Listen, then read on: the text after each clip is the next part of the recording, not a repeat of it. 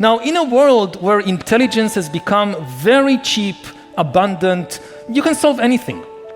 What's the bottleneck? The bottleneck becomes the question, okay, what do I want to solve?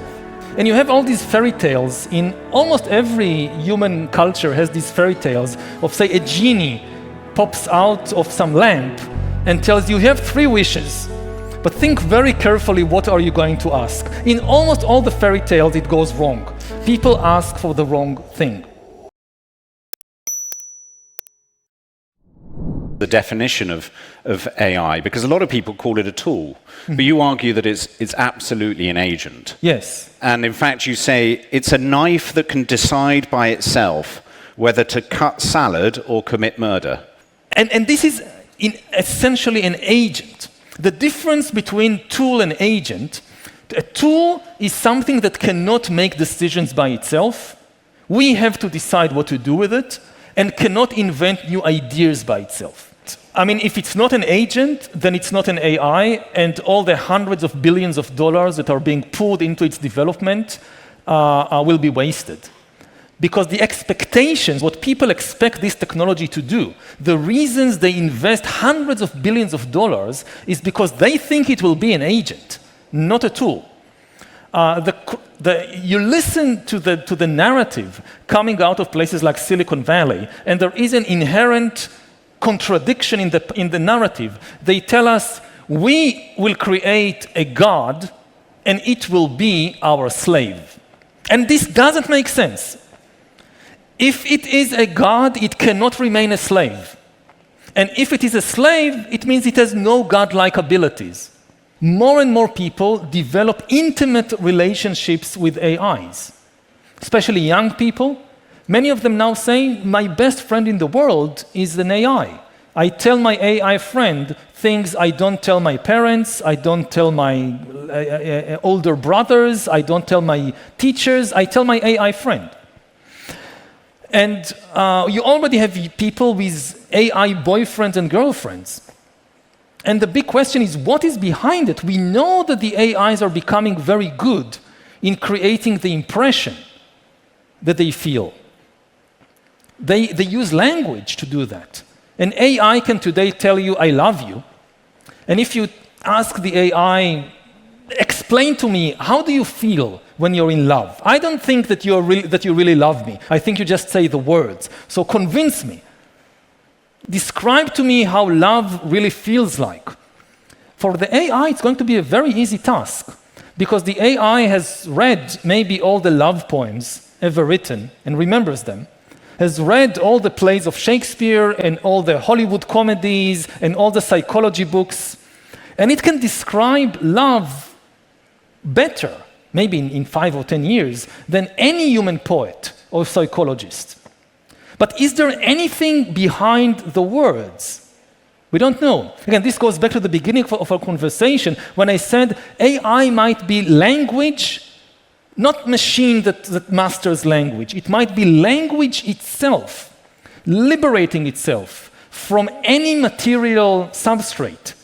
It doesn't depend on flesh and blood organism. It doesn't depend on this machine or that machine. It's just language developing and spreading and doing stuff in the universe. You can technically concentrate all the world's information and all the code that controls everything in just one country or 2 countries. So this makes the potential for imperial concentration of power much bigger than in any previous era. And the other thing is that you can create a system when everything runs on, all over the world, everything runs on AI infrastructure, but there is a kill switch in the imperial hub. When a Roman merchant sold a steel sword to some Gothic tribe, the Romans lost control of the sword. The Goths could then use the swords to fight against the Romans and kill Roman legionnaires. There wasn't a button in Rome that the emperor presses and all the steel swords we sold to these Goths and Vandals and Franks stop working. Can't do that. That's the case with AI. if it is managed in a certain way, say the Americans and Chinese can sell all the world AI weapons and AI civilian technology, and everything runs on that, the governments, the industry, the militaries, but if you do something they don't like, they just press a button and everything stops working.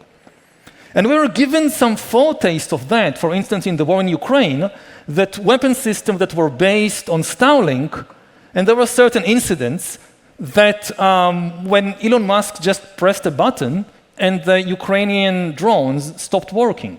Most humans will have almost zero chance of understanding. And this is one of the dangers of the AI revolution, is that we will be reduced to, say, the position of the horses in the financial system. Like the lives of horses today are controlled ultimately by the financial system. But the horses don't even know that this system exists.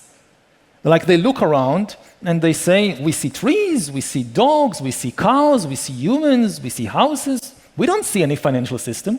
It's invisible to them. It's too complex for the brain of a horse to understand what is the stock market and what are corporations and what are bonds and stocks and all these things that ultimately control the lives of the horses. Now again, most humans today also don't understand the financial system. I think a generous estimate is that, 5% of humanity understand it. In 10 years, the number could be 0. That AIs will just make the financial system so complicated, mathematically, and so fast.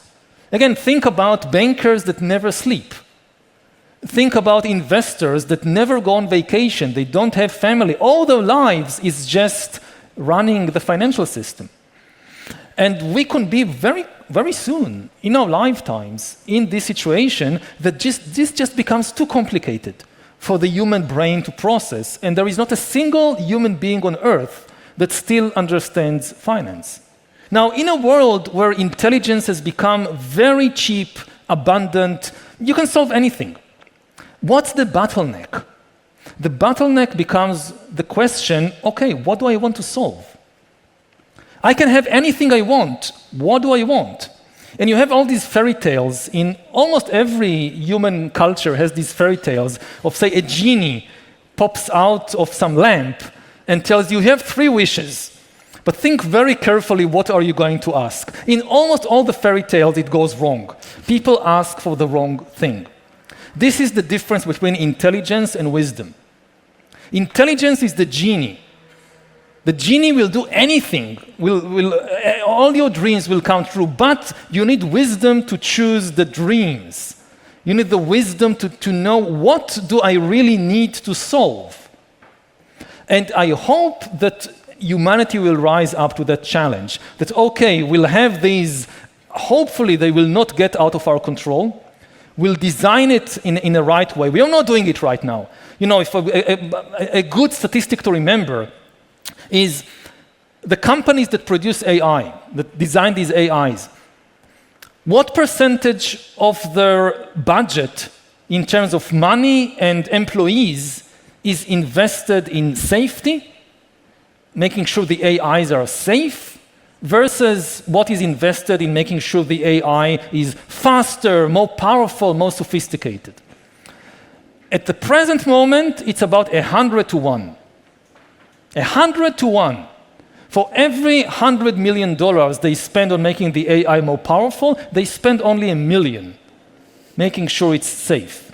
No other industry on Earth works like that. We would not tolerate it in the energy sector, in pharmaceuticals, in the car industry. This is what is happening with AI.